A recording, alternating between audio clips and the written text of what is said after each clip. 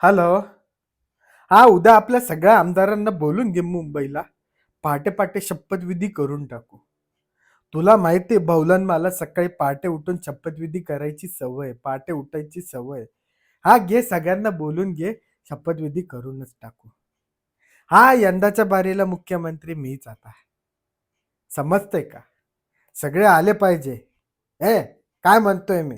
हा हा नको करू नुसतं. हा, आले पाहिजे सगळे. नमस्कार मंडळी. आजचा आपला टॉपिक इतका इंटरेस्टिंग आहे, पण आज आपल्यासोबत मृणाल नाहीये. आज आपण एकटेच बोलणार आहोत. आजचा आपला टॉपिक आहे हाऊ टू डेव्हलप लीडरशिप. नाही, मी मुख्यमंत्री नाही होणार आहे. माझ्याकडे आमदार पण नाहीये ना, मी आमदार आहे.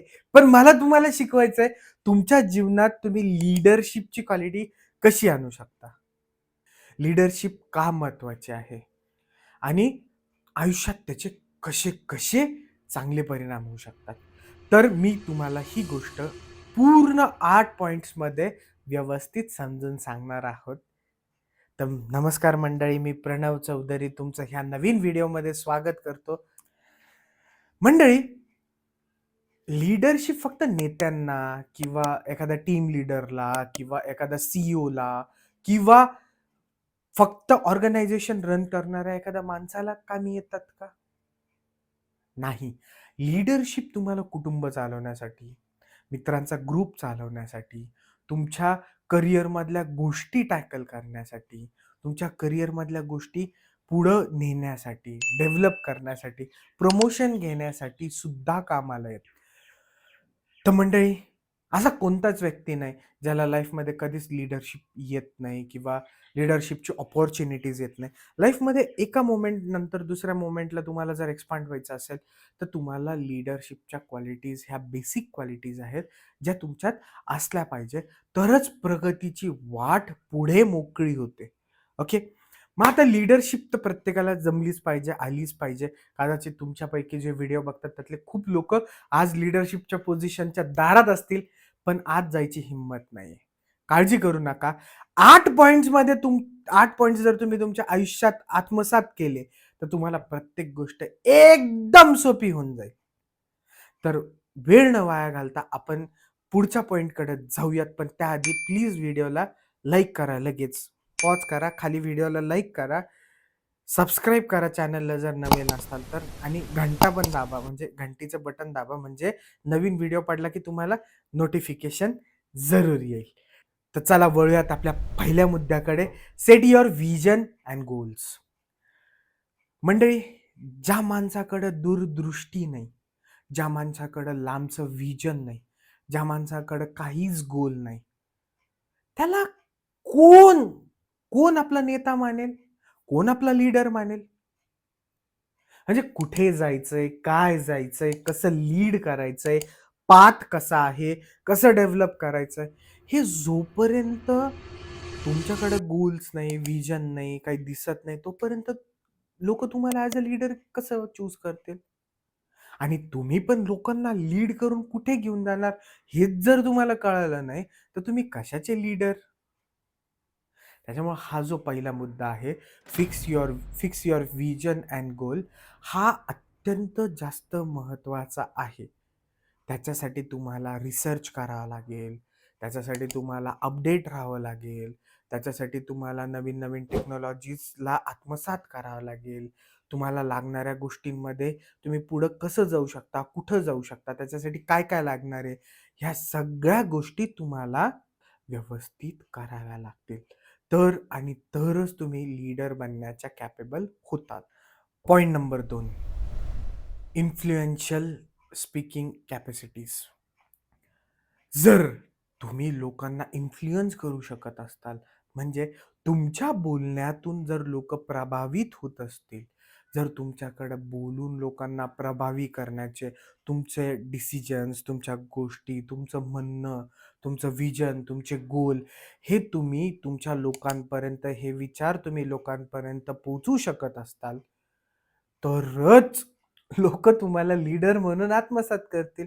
म्हणजे हे जे काय प्रचार फेरीत भाषण चालतं किंवा कंटिन्यू जे काही नेत्यांचे भाषण असतात, स्पीच असतात, किंवा एखाद्या ऑर्गनायझेशन मध्ये मोटिवेशन स्पीच असतं, मोटिवेशनल प्रोग्राम असतो. त्याच्यात लोकांना मोटिवेट करणं, स्वतःचे थॉट्स त्यांच्यापर्यंत पोहोचवणं, पुढचा पाथ त्यांच्यापर्यंत पोहोचवणं, त्यांना गाईड करणं, त्यांना तुमच्या विचारांशी त्यांना जुळवून घेणं, ही जी प्रोसेस आहे, याच्यासाठी तुम्हाला लागणारी सगळ्यात मोठी कॅपॅबिलिटी म्हणजे इन्फ्लुएन्शियल स्पीकिंग. समजतंय?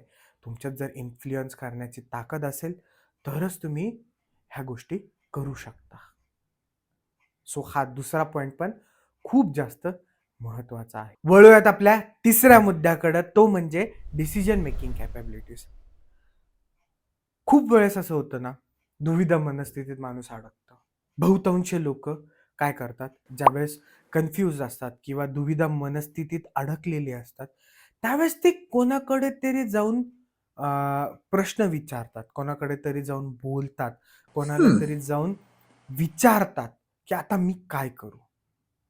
तर अशा वेळेस दुविधा मनस्थितीतून तुम्हाला त्यांना काढता आलं पाहिजे व तुम्ही स्वतः किंवा तुमची टीम जर दुविधा मनस्थितीत अडकलेली आहे, तर ह्या वेळेस योग्य डिसिजन कोणता घ्यायचा, काय घ्यायचा, त्याचं ॲनालिटिक्स कसं मांडायचं, त्याच्या गोष्टी कशा मांडायच्या व कसं कार्य करायचं, ह्याची जी डिसिजन मेकिंग कॅपॅबिलिटीज आहे, ती तुमच्याकडं असली पाहिजे. तरच तुम्ही एखादी टीम, एखादी ऑर्गनायझेशन, एखादी कंपनी किंवा एखादा पक्ष किंवा एखादी गोष्ट लीड करू शकता. तुम्हीच जर कन्फ्यूज असताल, कुणी येऊन जर तुम्हाला विचारतंय किंवा ऑन द स्पॉट काही गोष्टी घडतायत आणि तुम्ही कन्फ्युजनमध्ये आहेत, तुमच्याकडे जर डिसिजन घ्यायची कॅपॅबिलिटीज नाही आहेत, सांगा बरं, जे तुम्हाला फॉलो करतायत त्यांच्या आयुष्याचं नुकसान होणार का नाही? ते तुम्हाला का म्हणून फॉलो करतील आणि कसं फॉलो करतील? सो तत्पर डिसिजन घेणे किंवा डिसिजन घेण्याच्या कॅपॅबिलिटीज ह्या खूप महत्त्वाची गोष्ट आहे. तर वळूयात आपल्या चौथ्या पॉईंटकडे.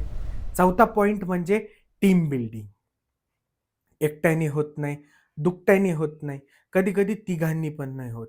तुम्हाला जर एखादं कार्य कंप्लीट करायचं, एखादं ऑर्गनायझेशन रन करायचं किंवा एखादं डिपार्टमेंट तुम्ही सांभाळताय, तर त्याच्यामध्ये खूप सगळे कामं असतात. मग प्रत्येक काम एक माणूस करू शकतो का? नाही. प्रत्येक काम इंडिव्हिज्युअली प्रत्येकाला वाटावं लागतं. प्रत्येकाला द्यावे लागतात. मंत्रिमंडळाचे भरपूर खाते असतात. ऑर्गनायझेशनमध्ये भरपूर डिपार्टमेंट असतात. त्या डिपार्टमेंटमध्ये वेगळे-वेगळे माणसं वेगळे-वेगळे कामं करत असतात. सो हे सगळ्या गोष्टी का असतात? कारण एक माणूस सगळ्या गोष्टी हँडल करू शकत नाही. मग जर सगळे माणसं घेऊन जर कामं करायचे म्हणले, तर त्यांना सोबत ठेवणे, त्यांचे विचार सगळ्यांच्या सोबत असणे, त्यांच्यात सिंक्रोनायझेशन म्हणजे आपापसात गोळामेळा असणं, त्यांच्यात चांगले थॉट्स असणं, मिळून काम करणं. कारण कामं सगळे लिंकअप असतात, राइट? ह्या गोष्टी इतक्या इम्पॉर्टंट असतात, तरच ते काम पूर्णत्वास जातं. म्हणजे टीम बिल्ड करणे प्लस त्यांना व्यवस्थित सस्टेन करणे, त्यांना पाथ दाखवणे, त्यांचा प्रॉब्लेम सॉल्व्ह करणे, ह्या सुद्धा कॅपॅबिलिटीज तुमच्याकडं असल्याच पाहिजेत. वळूयात 5व्या मुद्द्याकडे. तो म्हणजे capacity to face problems. Capacity to face problems हा इतका महत्त्वाचा मुद्दा आहे. कारण युज्युअली काय असतं ना, जर तुम्ही कोणतं चांगलं कार्य करताय किंवा तुम्ही योग्य काम करताय, तर ते सॉल्व्ह होण्यापेक्षा किंवा स्मूथ चालण्यापेक्षा तुम्हाला अडचणीच इतक्या जास्त येतील. प्रॉब्लेम्स इतके जास्त येतील का ते सॉर्ट आउट करण्यात, ते सॉल्व्ह करण्यातच तुमची लाही-लाही होईल. मग ते सॉल्व्ह करण्याला, ते सगळं मार्गी लावण्यासाठी, ते सगळं व्यवस्थित करण्यासाठी तुमच्यामध्ये प्रॉब्लेम्सला फेस करण्याची, डिसिजन घेण्याची, ते सॉल्व्ह करण्याची कॅपॅबिलिटी असणं हे खूप जास्त महत्त्वाचं आहे. नाहीतर बहुतांश लोकं प्रॉब्लेम्सला घाबरून, अडचणींना घाबरून पळून जातात, गिव्ह अप करतात. जसं की एखादी जर अडचण आली, एखादी जर गोष्ट आली, "नाही यार, मी हे नाही करू शकत. हे माझ्याच्याने नाही होऊ शकत." आपला एक व्हिडिओ पुढं येणारच आहे, नेव्हर गिव्ह अप. त्याच्यात पण मी हे पॉइंट्स खूप डिटेलमध्ये एक्सप्लेन केलेले आहेत. पण लीडरला गिव्ह करण्याची संधी कधीच नसते. लीडरला पळून जाण्याची संधी कधीच नसते. सो हिमतीने, ताकदवारपणे एखाद्या प्रॉब्लेमला सामोरं जाऊन त्याचा नायनाट करणं ही लीडरची फर्स्ट अँड फॉरमोस्ट रिस्पॉन्सिबिलिटी असते. राईट? सो ही कॅपॅसिटी तुमच्यात नसली तर तुम्हाला डेफिनेटली डेव्हलप करावी लागणार. 6वा मुद्दा हा थोडासा इंटरेस्टिंग आहे आणि गरजेचा आहे. इनोव्हेशन्स. जग बदलतंय, गोष्टी बदलतायत, लोकांचा माइंडसेट बदलतोय. पहिले काळी एका फिल्ममध्ये 2-2 इंटरव्हल असायच्या. एका फिल्म पाहायला 2-2 वेळेस लोकं ब्रेक घ्यायचे. आता 30 सेकंदात लोकांना स्टोरी पाहिजे. 30 सेकंदावरती लोकांची अ, 30 सेकंदावरती लोकांची कॅपॅसिटी आलेली आहे. मग जर गोष्टी एवढ्या फास्ट आहेत, एवढ्या चेंज होतायत, तर तुमच्या डोक्यात सुद्धा तुम्हाला इनोव्हेशन्स किंवा टेक्नॉलॉजी नवीन काय येते ते अडॅप्ट करून आपण कसं आपला स्पीड वाढवता येईल, प्रोडक्टिव्हिटी वाढवता येईल, आपल्या गोष्टी डेव्हलप करता येईल, याच्यावरती तुम्ही कंटिन्यू फोकस केलं पाहिजे. हे काम फक्त आणि फक्त लीडरचं आहे. ही क्वालिटी लीडरमध्ये असलीच पाहिजे. ह्यासोबत हँड इन हँड येतं आपला 7वा पॉइंट म्हणजे फ्लेक्झिबिलिटी. तुम्ही जर त्या गोष्टी अडॅप्ट करायला फ्लेक्झिबल असतात किंवा परिस्थिती अनुकूल तुम्ही जर फ्लेक्झिबल होण्याचा जर तुमच्यात गुण असेल, तरच तुम्ही लीडर बनू शकता. कारण खूप सारे लोक असतात ते स्टबर्न असतात. म्हणजे मी तुम्हाला उदाहरण देऊ का? त्यांना दुसरं वातावरण चालत नाही. खूप सारे लोकं घर सोडून राहू शकत नाही. खूप सगळे लोकं आहेत त्यांना ते असंच पाहिजे, तसंच पाहिजे, हायजेनिकच पाहिजे, असंच मी असंच राहील, मी हेच खाईल, मी तेच खाईल. म्हणजे परिस्थिती अनुसार ते कधी फ्लेक्सिबिलिटी होऊन जर तुम्ही त्यांना समजा आता एखादी वेळ आली, रात्री तुम्ही ट्रॅव्हल करताय आणि खूप लेट झालं आणि तुम्हाला लॉज पण नाही भेटत आहे, काही नाही भेटत आहे, खूप झोप आली. तर गाडीत पण झोपून तुम्ही तिथे जर कुरकुर केली, तिथे जर हे केली तर झोप नाही होणार. तसंच जर पुढे चालले, ॲक्सिडेंट होण्याचे चान्सेस आहे. ॲक्सिडेंट होऊन जीव धोक्यात येऊ शकतो. सो फ्लेक्सिबिलिटी ही तुमच्यात असली पाहिजे. प्लस ज्या नवीन टेक्नॉलॉजी येतात, ज्या नवीन इनोव्हेशन्स येतात, ते फ्लेक्सिबली अडॅप्ट करून तुमच्या टीमला सुद्धा तुम्ही जर अडॅप्ट केलं, तर तुम्ही टीमला अडॅप्ट करण्यामध्ये सक्षम बनू शकता आणि व्यवस्थित डेव्हलप करू शकता. तर वळूयात आपल्या शेवटच्या महत्वाच्या स्टार करा स्टार ऐसा असं असतं स्टार असं हां. स्टार करा ह्या मुद्द्याला हा खूप जास्त महत्वाचा आहे. 8वा मुद्दा म्हणजे रिस्पॉन्सिबिलिटीज. Responsible person. जर तुम्ही रिस्पॉन्सिबलच नसाल, तर क्या लीडर बनेगा रे तू? क्या गुंडा बनेगा रे तू लीडर बनण्यासाठी तुम्हाला रिस्पॉन्सिबिलिटीज उचलाव्याच लागतील. तुमची टीम म्हणू शकते, "हे नाही, ते नाही, हे नाही, हे नाही, असं नाही, तसं नाही." बाकीचे लोकं म्हणू शकतील, पण तुमच्याकडं ह्या गोष्टी म्हणण्याची मुभा नाही. चांगल्या होणाऱ्या गोष्टींसाठी तुम्हाला टीमला रिस्पॉन्सिबल धरावं लागेल. पण एखादी जर वाईट गोष्ट घडली, तर त्याची रिस्पॉन्सिबिलिटी तुम्हाला स्वतःला घ्यावी लागेल. तुम्हाला स्वतःला उचलावी लागेल. कोणती गोष्ट पूर्णत्वास नेण्यासाठीची रिस्पॉन्सिबिलिटी तुम्हाला उचलावी लागेल.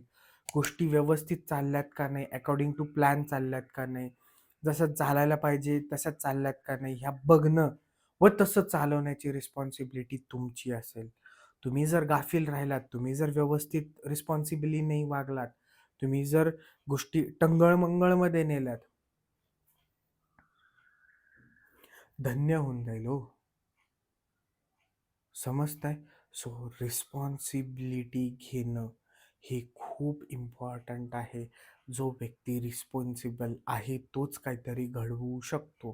कारण तो रिस्पॉन्सिबिलिटी घेतो. तो जबाबदार असतो. तो जबाबदारीचं ओझं खांद्यावरती पेलतो आणि त्यालाच मार्ग मोकळा होतो. नाहीतर जो रिस्पॉन्सिबिलिटी नाही उचलत, जो जबाबदाऱ्यांपासून लांब पळतो, त्याला कायच भेटणार आहे आयुष्यात? कायच होणार आहे त्याच्याकडून? तर मंडळी, ह्या 8 मुद्दे कृपा करून तुमच्या आयुष्यात उतरवा, आत्मसात करा. जेणेकरून तुम्ही एक कुशल सेनापती, एक कुशल लीडर आणि लीडरशिपच्या क्वालिटीज तुमच्यात येतील आणि तुम्ही खूप चांगलं डेव्हलप होताल. तुम्हाला हा व्हिडिओ आवडला असेल तर प्लीज कमेंट करून मला सांगा. नवीन-नवीन मुद्दे सांगा ज्याच्यावरती व्हिडिओ बनवलेला तुम्हाला आवडेल आणि तुम्हाला पाहिजे. आणि असंच तुम्ही डेव्हलप होत राहा, आम्ही डेव्हलप होत राहू. तर मंडळी, मी प्रणव चौधरी तुमची रजा घेतो. वाट बघा, पुढच्या व्हिडिओमध्ये भेटूयात. आम्ही वाट बघतो तुम्हाला भेटण्याची. नमस्कार.